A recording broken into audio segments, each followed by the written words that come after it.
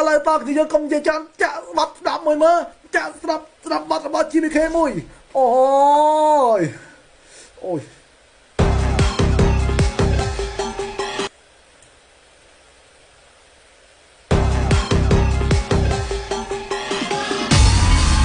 ពួកក្មេងអីហ្គេតសមត្ថភាពដូចជាពួកអីចឹងចង់ឡើងមកបិទ team GK សេរីចាស់ដូចជាពួកបងដូចជាទៅមួយទេអើយ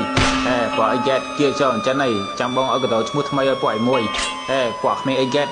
ពួកក្មេងអីអាចពួកក្មេងអីហ្គេតពួកក្មេងអីអាចពួក